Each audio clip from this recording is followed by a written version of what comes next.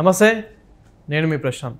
పొంగనూరు అంటే పెద్దిరెడ్డి, పెద్దిరెడ్డి అంటే పొంగనూరు. సో ఇలాంటి చోట పవన్ కళ్యాణ్ గారు అయితే ఎంటర్ అవుతున్నారు. సో మరి ఇప్పుడు ఏం జరగబోతుంది, దీని గురించి అయితే మాట్లాడేందుకు ప్రస్తుతం మనతో పాటు సీనియర్ జర్నలిస్ట్ సిఎస్ రావు గారు ఉన్నారు. నమస్తే అండి. నమస్తే సార్, మనకు పొంగనూరు అంటేనే గుర్తుకొచ్చేది పెద్దిరెడ్డి. సో ఇలాంటి చోట ఇప్పుడు పవన్ కళ్యాణ్ గారు అయితే ఎంటర్ అవుతున్నారు. మరి ఎందుకు ఎంటర్ అవుతున్నారు, సో ఇప్పుడు ఏం జరగబోతుంది? ఇప్పుడు పొంగనూరు అనగానే పెద్దిరెడ్డి రామచంద్రారెడ్డి గారు గుర్తొస్తారు. ఎవరి పెద్దిరెడ్డి రామచంద్రారెడ్డి గారు అంటే చంద్రబాబు గారికి రాజకీయ సమకాలికులు. కాలేజ్ డేస్ నుంచి వీళ్ళిద్దరూ ఎస్వి యూనివర్సిటీలో చదువుకున్న రోజుల్లో విద్యార్థి రాజకీయాలు చేసి నాయకులుగా ఎదిగినటువంటి వాళ్ళు. ఈ పొంగనూరు అని అంటే పెద్దిరెడ్డికి అదొక సొంత నియోజకవర్గం లాగా, అతను తప్ప ఇంకొక అతను గెలవలేడు అనేలాగా ఆ నియోజకవర్గం ఉంది. ఆ నియోజకవర్గంలో పెద్దిరెడ్డి రామచంద్రారెడ్డి తప్ప ఆయన జెండా తప్ప ఇంకో జెండా ఎగరవేయని ఇవ్వరు. అంత స్థాయిలో దాన్ని ఆయన హస్తగతం చేశారు. ఆయన అండర్లో ఉంది అది. అది ఒక పాకిస్తాన్ బోర్డర్ లాగా తయారు చేశాడు ఆయన. ఇంకొకళ్ళు ఎవరు ఎంటర్ కావడానికి లేదు అన్నట్టుగా. అక్కడ రామచంద్ర యాదవ్ అని చెప్పి ఒక అతను 2024 ఎన్నికలకు ముందు పొంగనూరు నుంచి పోటీ చేయడానికి ట్రై చేసి అక్కడ ప్రచారం చేయడానికి వెళ్తే ఒక కొత్త పార్టీ పెట్టుకొని ఆయన వెహికల్స్ తగలబెట్టారు. అలాగే చంద్రబాబు నాయుడు గారిని అరెస్ట్ చేసినప్పుడు రాజమండ్రి సెంట్రల్ జైలు ఆయన ఉంటే ఆ అరెస్టును నిరసిస్తూ సైకిల్ యాత్ర చేశారు. ఉత్తరాంధ్ర ఉత్తరాంధ్రలో ఇచ్చాపురం దగ్గర నుంచి తిరుమలకి వాళ్ళు సైకిల్ యాత్ర చేసి అక్కడ ముగించాలని చెప్పి నిరసన వ్యక్తం చేస్తూ చేపడితే, అది కూడా వాళ్ళు ఎస్సీలు, దళితులు. వాళ్ళు పొంగనూరు కాన్స్టిట్యున్సీ మీదుగా వెళ్ళాలి, తిరుమల వెళ్ళాలంటే. పొంగనూరు కాన్స్టిట్యున్సీకి ఎంటర్ కాగానే తెలుగుదేశం పార్టీ జెండాలు కట్టుకుని సైకిళ్ళతోటి అక్కడ వాళ్ళని నిలదీసి పెద్దిరెడ్డి రామచంద్రారెడ్డి మనుషులు వాళ్ళకి బట్టలు ఇప్పదీసి తెలుగుదేశం పార్టీ జెండాలని తగలబెట్టించి వాళ్ళు నగ్నంగా పంపించేశారు, సారీ చేపించి వాళ్ళ చేత. అంటే ఏ స్థాయిలో పెద్దిరెడ్డి రామచంద్రారెడ్డి అరాచకాలు అక్కడ చేస్తున్నారో అదొక ఉదాహరణ.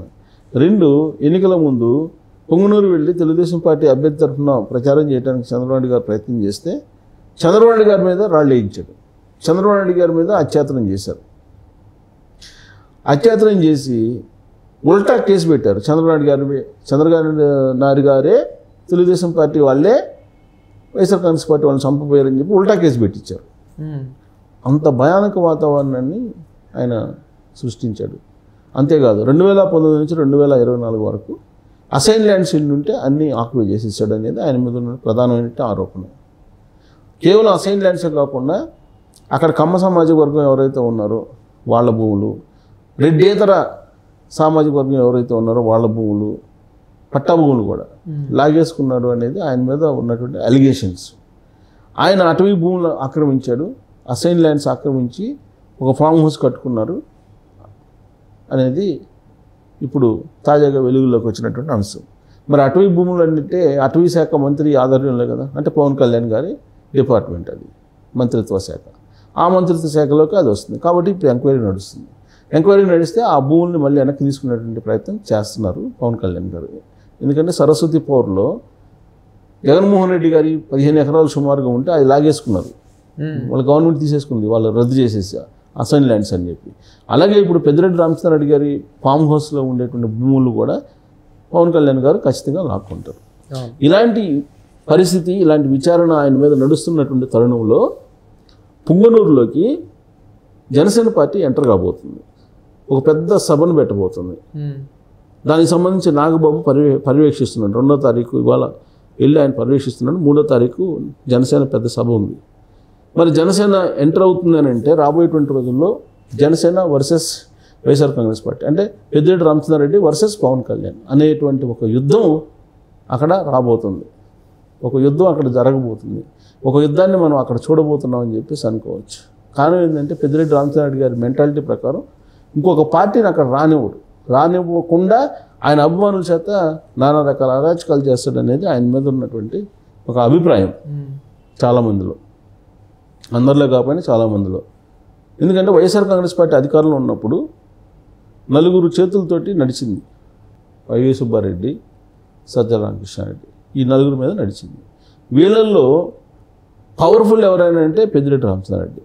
అందుకే పెద్దిరెడ్డి రామచంద్రారెడ్డి ఒకవేళ జగన్మోహన్ రెడ్డి జైలుకి వెళ్తే ముఖ్యమంత్రి అని చెప్పి అప్పట్లో ప్రచారం జరిగింది ఆయన. ఎందుకంటే జగన్మోహన్ రెడ్డి గారి మీద కేసులు వచ్చినాయి, ప్రతిసారి సుప్రీంకోర్టు విచారణ చేయండి అన్నప్పుడల్లా కానీ జగన్మోహన్ రెడ్డి గారు జైలుకి అని చెప్పి ప్రచారం లేచేది. ఒకవేళ జగన్మోహన్ రెడ్డి గారు జైలుకి వెళ్తే ఆయన వారసులుగా ఎవరు, భారతిరెడ్డి గారా, సజ్జల రామకృష్ణారెడ్డి గారా, ఎవరు అనే దాని మీద చర్చ జరుగుతున్నప్పుడు పెద్దిరెడ్డి రామచంద్రారెడ్డి గారి పేరు ప్రముఖంగా వినిపించింది. దానికి కారణం ఏంటంటే 78 నుంచి ఆయన రాజకీయాల్లో ఉన్నారు, సీనియర్ పొలిటీషియన్. చిత్తూరు నుంచి కడప దాకా ఆయన ఇన్ఛార్జ్గా ఉన్నారు, రాయలసీమ ఇన్ఛార్జ్గా ఉన్నారు. అనేకమైనటువంటి పరిచయాలు కూడా ఉన్నాయి ఆయనకి. కాబట్టి ఆయనే క్యాపబుల్ అని చెప్పేసి అప్పట్లో బాగా వినిపించింది. జగన్మోహన్ రెడ్డి గారు ఒకవేళ జైలుకి వెళ్తే అనేది బాగా అప్పుడు వినిపించింది. అంటే ఆ స్థాయిలో ఆయన పాలిటిక్స్ చేసుకుంటూ వచ్చారు. అయితే ఇక్కడ గుర్తుంచుకోవాల్సిన అంశం ఏంటంటే రాజశేఖర రెడ్డి గారు ఉన్నంత వరకు పెద్దిరెడ్డి రామచంద్రారెడ్డి గారిని దగ్గర కూడా రానివాళ్ళ. ఎప్పుడైతే రాజశేఖర రెడ్డి గారు చనిపోయారో, చనిపోయిన తర్వాత వైఎస్ఆర్ కాంగ్రెస్ పార్టీ ఆయన మరణం మీద నుంచి పుట్టిందో, ఆ వైఎస్ఆర్ కాంగ్రెస్ పార్టీకి అధినాయకుడిగా జగన్మోహన్ రెడ్డి ఉన్నారో, జగన్మోహన్ రెడ్డి గారు ఫుల్ పవర్స్ ఇచ్చారు పెద్దిరెడ్డి రామచంద్రారెడ్డి గారు చిత్తూరులో.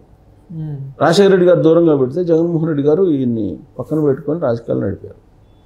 సో కాబట్టి పెద్దిరెడ్డి రామచంద్రారెడ్డి ఎలివేట్ అయ్యాడు, మినిస్టర్ వచ్చింది. యాక్చువల్గా 2004, 2009 రాజశేఖర రెడ్డి గారు 2 సార్లు సీఎం.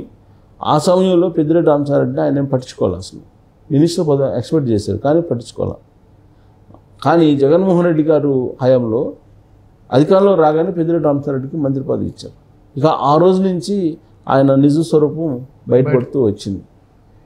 ఆయన అంచెలంచెలుగా ఎంత సంపాదించాడు ఏంటి అనేది పుంకాలుగా మనం సోషల్ మీడియాలో చూస్తున్నాం. మరి అంత పెద్ద ఎత్తున చెడ్డ పేరు తీసుకున్నటువంటి పెద్దిరెడ్డి రామచంద్రారెడ్డి గారు ఇప్పుడు ఇరకాటంలో పడిపోతున్నారు. కారణం ఏంటంటే జనసేన పార్టీ ఎంటర్ అయింది అక్కడ పుంగనూరులో. ఎంటర్ కావడంతో పాటు అటవీ శాఖకు సంబంధించినటువంటి అధికారులు ఇప్పుడు ఎంక్వైరీ చేస్తున్నారు, సర్వే చేస్తున్నారు.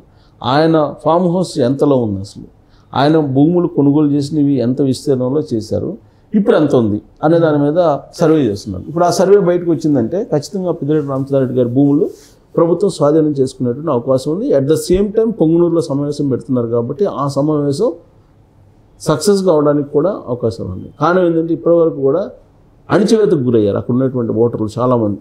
ఈ అణిచివేత నుంచి ఖచ్చితంగా జనసేన ఆదరణతోటి అక్కడ ఉన్నటువంటి ఓటర్లు రోడ్ల మీదకి వచ్చి ఈ పెద్దిరెడ్డి రామచంద్రారెడ్డి మీద ఫైట్ చేసేటువంటి అవకాశం ఉంది. సో నెక్స్ట్ ఎలక్షన్కి మరి పెద్దిరెడ్డి రామచంద్రారెడ్డి పొంగనూరుని వదిలిపెట్టాలా, లేదంటే పొంగనూరు నుంచి ఆయన జెండా ఎగరేస్తారనేది మనం చూడాల్సిన పరిస్థితి. ప్లస్ జనసేన ఏ విధమైనటువంటి ఆలోచనతోటి ఎలాంటి వ్యూహంతో అక్కడ అడుగుపెట్టింది. జనరల్గా జనసేన అడుగుపెట్టింది అని అంటే నెక్స్ట్ టైంకి టార్గెట్ చేసింది అని అర్థం. లేదంటే ఇన్ని నియోజకవర్గాలు ఉన్నాయి ఆంధ్రప్రదేశ్లో, మరి అక్కడ ఎందుకు ఎంటర్ అయింది? కారణం ఏంటంటే ఖచ్చితంగా పెద్దిరెడ్డి రామచంద్రారెడ్డిని ఓడగొట్టడానికే పవన్ కళ్యాణ్ గారు నిర్ణయం తీసుకున్నారు. దానికి సంబంధించినటువంటి పనులు ఇప్పుడు ప్రారంభించారని చెప్పి మనం అనుకోవచ్చు. Thank you sir. Thank you.